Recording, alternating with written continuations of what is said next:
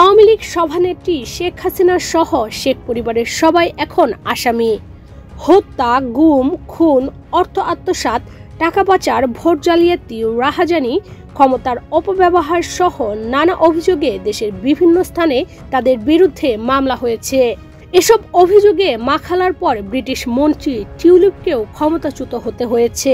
বর্তমানে শেখ পরিবারের কেউ দেশে না থাকলেও সকলেই বিভিন্ন মামলার আসামি। জুলাই আন্দোলনের মুখে শত শত রাবার বুলেট গুলির আঘাতে ছাত্র জনতার বুক রক্তাক্ত করে গত ৫ অগস্ট ভারতে পালিয়ে যান স্বৈরাচারী শাসক শেখ হাসিনা। এরপর থেকে আওয়ামী লীগ সরকারের আমলে খুন, গুম ও গণহত্যা নিয়ে একের পর এক অভিযোগ উঠতে থাকে।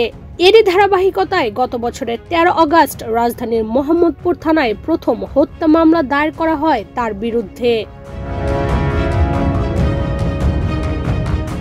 এছাড়া জুলাই গণ আন্দোলন ঠেকাতে হুকুমদাতা, অর্থদাতা এবং পরিকল্পনাকারী হিসেবে আসামি করা হয়েছে শেখ হাসিনা, ছেলে সজীব ওয়াজেদ জয়, মেয়ে সাইমা ওয়াজেদ পুতুল, বোন শেখ রেহানা, ভাগ্নে রেদওয়ান সিদ্দিক ববি, ভাগ্নি টিউলিপ সিদ্দিক এবং আজমিনা সিদ্দিককে।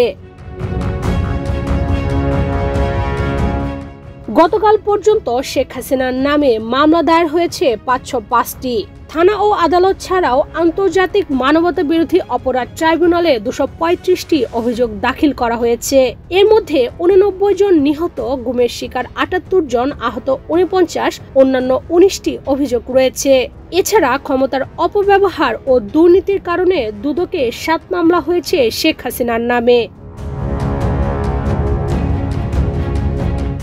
খোঁজ নিয়ে জানা যায়, মানবতা বিরোধী অপরাধ ট্রাইব্যুনাল, ঢাকার নিম্ন আদালত, সারা দেশে জজ কোর্ট এবং থানাগুলিতে এসব মামলা দায়ের হয়েছে।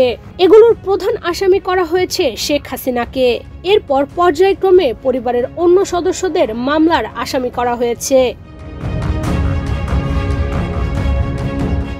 শেখ রেহানা ও তার সন্তানদের নামে দুদকে করা হয়েছে ৬ মামলা। সজীব ওয়াজেদ জয়ের নামে দুর্নীতি, হত্যা, হুকুমদাতা হিসেবে মামলা হয়েছে ২৫৫টি। শেখ রেহানাকে হত্যা ও হুকুমের আসামি করা হয়েছে ২৪০টিতে। পুতুলের নামে মামলা রয়েছে ২৪০টি।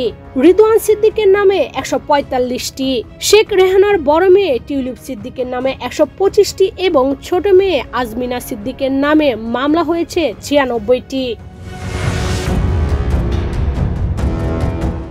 ডেস্ক রিপোর্ট, বাংলাদেশ প্রতিদিন।